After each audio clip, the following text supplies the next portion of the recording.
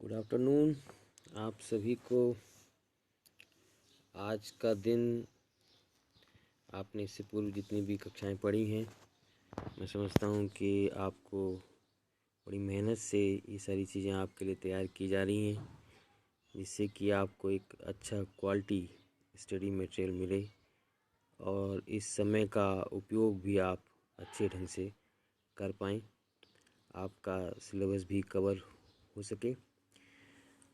इससे पहले के वीडियो में मैंने बताया था कि इस सीरीज़ का नाम हमने रखा है ICT in education, visions and realities. Visions की अगर हम बात करें तो इसकी शुरुआत में मैंने आपको central institute of education technology के संदर्भ में कुछ जानकारी दी थी और साथ ही आपसे ये कहा था कि इसको और आप एक्सप्लोर करें सो दैट कि हम इस पर आगे डिस्कशन करें। आज का दिन मैं और दे रहा हूँ आपको, आप उसको अच्छे तरीके से एक्सप्लोर कर लीजिए, इसके बाद हम उस पर डिस्कशन करेंगे। अभी आज की चर्चा में इससे आगे की कुछ बात मैं आपसे कर रहा हूँ, जिसमें कि आपने देखा कि जो CIET है ये बेसिकली इसने शुरुआत जो थी वो स्कूल एजुकेशन में की थी। इसके जो कार्य क्षेत्र रहा वो स्कूल एजुकेशन रहा, लेकिन जो देश में जो पूरा शिक्षा का ढांचा है और उसमें अन्य क्षेत्रों में भी आईसीटी की ज़रूरत महसूस हुई। हमारा देश बड़ा देश है, बड़ी जनसंख्या है यहाँ पर, तो हायर एजुकेशन में भी, टेक्निकल एजुकेशन में भी इसकी ज़रूरत महसूस हुई और इसके संदर्भ में अलग अलग प्रोजेक्ट्स के माध्यम से कार्य किए गया। इन सारे कार्यों को एक सिंगल विज़न में लाने के लिए सरकार ने एक मिशन के नाम से एक प्लेटफॉर्म कहें या एक ओवरऑल प्रोजेक्ट कहें, वो स्टार्ट किया और उसका नाम दिया गया national mission on education through ICT. तो आज हम उसकी बात करते हैं कि national mission in education through ICT, national mission in education through ICT ये क्या है? इसके लिए जो इसका मिशन डॉक्यूमेंट है वो ये कहता है कि the national mission on education through information and communication technology has been investigated as a centrally sponsored scheme to leverage the potential of ICT in teaching and learning process for the benefit of all the learners in higher education institution in any time anywhere mode. This was expected to be major intervention in enhancing GER in higher education. तो higher education में जैसा कि आप जानते हैं कि हमारा जो GER है वो बहुत कम है। हमारे यहाँ हायर एजुकेशन में जाने वाली जो जनसंख्या है वो कम है। उसको बढ़ाने के लिए ये एक मिशन मोड में काम शुरू किया गया, यानी कि national mission in education through ICT.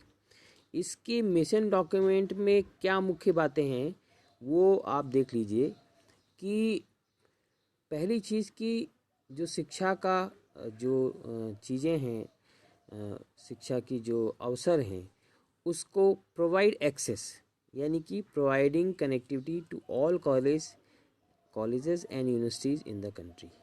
ये जो आईसीटी है इसको हम सभी कॉलेजेस और यूनिवर्सिटी को का एक्सेस उस पर हो अच्छी तरीके से, इसके लिए इसमें ध्यान रखा गया है।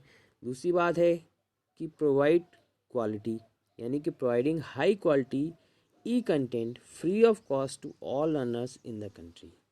ये आप समझ ही रहे होंगे कि इस पूरे माध्यम से हाई क्वालिटी का जो कंटेंट है वो फ्री ऑफ कॉस्ट पूरे देश में लर्नर्स को उपलब्ध हो। फिर आप देखते हैं कि ब्रिज द डिजिटल डिवाइड। आपने देखा है कि अभी भी हमारे बहुत सारे साथ के लोग हैं जो कि ग्रामीण क्षेत्रों में रह रहे हैं या किसी अन्य वजह से उनके पास जो है वो जो डिजिटल प्लेटफॉर्म की सुविधाएं वो नहीं है। तो एक बहुत बड़ा डिजिटल डिवाइड है। इस डिवाइड को bridge the gap in the skills to use computing devices for the purpose of teaching and learning among urban rural teachers learners in higher education domain। यानी कि आप चाहे वो टीचर हों चाहे वो लर्नर हों, उन सब को जो ये कंप्यूटिंग की डिवाइसेस जिनके माध्यम से आईसीटी चले, इसकी स्किल्स को जो है का जो बहुत बड़ा गैप दिखाई देता है, उस गैप को किस तरीके से ख़त्म किया जाए। तीसरी बात ट्रेनिंग ऑफ ट्रेनर्स, यानी कि जो इन सारी चीज़ों को आगे बढ़ाएंगे उन लोगों की ट्रेनिंग कैसे हो। ठीक है।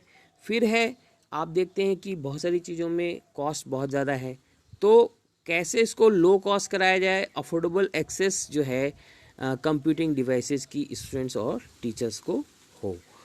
प्रोवाइड कनेक्टिविटी, यानी कि connectivity for access device to institutional learners. इसके लिए कई तरह के नेटवर्क अलग से स्थापित किए जा रहे हैं, जिससे कि ये जो हमारा पूरी तरीके से जो हम डिपेंड होते हैं मोबाइल नेटवर्क पर, उससे हम अलग हट करके हमें कुछ ऐसे नेटवर्क उपलब्ध कराए जाएं जहां के हम बिना किसी रुकावट के ये जो शिक्षा का कंटेंट है वो अधिक से अधिक लोगों के पास पहुंच सके।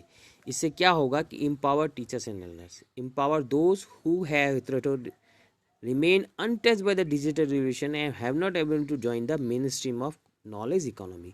मैंने पहले भी कई बार कहा कि वर्तमान जो अर्थव्यवस्था है वो नॉलेज इकोनॉमी है, और इस नॉलेज इकोनॉमी में अभी बहुत सारा हमारा वर्ग ऐसा है जो कि इससे अभी अनटच्ड है।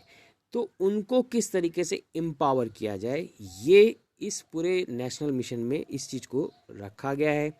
ई लर्निंग में नेचुरल सी बात है, आपको पता भी है थोड़ा सा इस बारे में, मूक के द्वारा जो ऑनलाइन जो एबिलिटी ऑफ टीचर्स है, और उसके अलावा कोर्सेज हैं, सर्टिफिकेट्स हैं जो कि इस माध्यम से उपलब्ध कराए जा सके।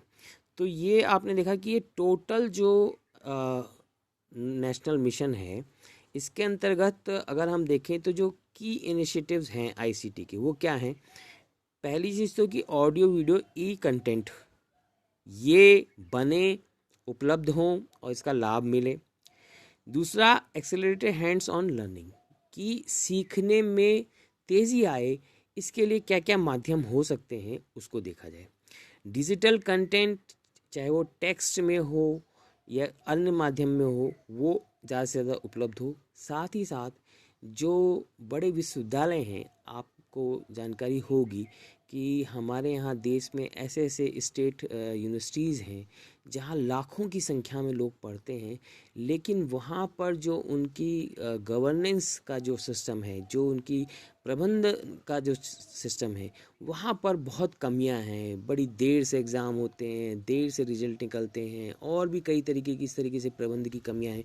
उनको भी ई गवर्नेंस के माध्यम से सुधारा जाए, इसके प्रयास करेंगे। और साथ ही साथ इन सब की जो प्रोग्रेस है उसको भी ट्रैक किया जाए, ये प्रयास इसमें करने का इनिशिएटिव लिया गया है। इसके अंतर्गत देखिए कुछ चीज़ें हैं, इसके बारे में आज बहुत ज़्यादा चर्चा नहीं हो पाएगी, लेकिन फिर भी मैं कुछ मेन मुद्दे बता दूं। शोध शुद्धि है, जो ये शोध में नकल का जो पहले की एक वो रही है व्यवस्था, उसको रोकने के लिए इस तरह का वो है। एक प्लेटफॉर्म है विद्वान, इसमें जो है टीचर्स को जो है जोड़ने का प्रयास है। वर्चुअल लैब्स तक की व्यवस्था इसमें की जा रही है, जिससे कि जो लैब की भी जो आपको पता है कि हमारे यहाँ कई तरह के संसाधनों की कमी है, उसको दूर करने का प्रयास करा जा रहा है। भाषा में एक बड़ी दिक्कत है, पूरे देश में अलग अलग तरह की भाषाएं हैं, और आप देखते हैं कि हमारा बहुत सारा कंटेंट जो है वो इंग्लिश में अवेलेबल है, और जो सेकंड लैंग्वेज में बहुत सारे लोगों को दिक्कत है तो उसको किस तरीके से, तो वहाँ पे स्पोकन ट्यूटोरियल की वो करी गई है, व्यवस्था की गई है। और इसके अलावा जो टेक्निकल एजुकेशन है, ई यंत्रा, ये सारी चीज़ें इस प्लेटफॉर्म पे लाई गई हैं। और आपका जो है आपको पता होगा कि जो रिसर्च के क्षेत्र में है इस समय हमारी देश की स्थिति बहुत बहुत ज़्यादा अच्छी तो नहीं है, कम इम्प्रूव किया है, लेकिन क्या है कि हमारे पास जो है रेफरेंस के मटेरियल नहीं है। ई जर्नल्स, जो अच्छे जर्नल्स होते हैं, महंगे जर्नल्स होते हैं, वो आप सबको अवेलेबल नहीं हो पाते हैं ईजिली। तो इसके लिए एक कंबाइंड प्लेटफॉर्म बना करके बहुत सारे ई जर्नल्स को, ई बुक्स को यहाँ पर इकट्ठा किया गया है इसके थ्रू, जिससे कि वो सभी जो लोग रिसर्च में काम कर रहे हैं और उनको रेफरेंस मटेरियल पे जो अध्ययन करने के लिए मटेरियल चाहिए, वो सारी चीज़ें यहाँ से अवेलेबल हों। और इस समय देश में जो रिसर्च हो भी रही हैं या जो हो चुकी हैं, उन सब का भी एक डेटाबेस बना करके, क्योंकि आपने सुना होगा कि पहले कई बार कि पता चलता है कि एक रिसर्च यहाँ पर हुई, उसी बिंदु पर किसी ने साउथ में रिसर्च कर ली, पता नहीं चलता है कि वही टॉपिक में क्या कई जो है कॉपी पेस्ट तो नहीं हो गया है, सिमिलरिटी तो नहीं है। तो ये इसको डेटाबेस बनाने के लिए शोध गंगा का वो किया गया है। ऐसे ही जो है नेशनल डिजिटल लाइब्रेरी, ये इसमें भी सारे जो डॉक्यूमेंट्स हैं, बुक्स हैं, वो अवेलेबल कराने का है। यहाँ पर ईपीजी पाठशाला का है। ईपीजी पाठशाला में जैसे कि आपको मैंने पहले बताया था, वो सिंपल जो है ई पाठशाला है वो स्कूल एजुकेशन में है, और ये जो ईपीजी पाठशाला है ये हायर एजुकेशन के लिए है। स्वयं प्रभा के थ्रू जो है बहुत सारे जो आपके प्रोग्राम्स हैं वो टेलीकास्ट करने के लिए ये चैनल इसमें अलग अलग कैटेगरी में इनको रखा गया है। और स्वयं में आपको पता है ये है कि ऑनलाइन कोर्सेज के लिए रखा गया है। इसके अलावा ये समर्थ में जो बता रहा था, ये ई प्रशासन के लिए है। ये यूनिवर्सिटीज़ और कॉलेजेस अपने यहाँ अपनी सारी जो मैनेजमेंट की चीज़ें हैं उनको ई गवर्नेंस के माध्यम से सुधार लाएं, वो इसमें दिया गया है। तो ये जो है बेसिक, जो मैंने आपको बताया कि जो पूरा आपका आईसीटी का पूरे देश के लेवल पर सभी तरीके की शिक्षा को कवर करने के प्रयास के लिए ये एक मिशन के रूप में लिया गया है। जो मैं बात कर रहा था विज़न एंड रियलिटीज़ की, तो विज़न ये है। अब इसमें हम एक एक स्टेप पर आगे जाके देखेंगे कि यहाँ पर कहाँ कहाँ तक चीज़ें पहुँची हैं, और इसमें जो इनका जो अलग अलग प्लेटफॉर्म हैं उनको भी एक सिंगल प्लेटफॉर्म से कनेक्ट कराया गया है, और उसका नाम है साक्षत। साक्षत को मैं अगले वीडियो में डिस्कस करूँगा। आज के लिए इतना ही, धन्यवाद।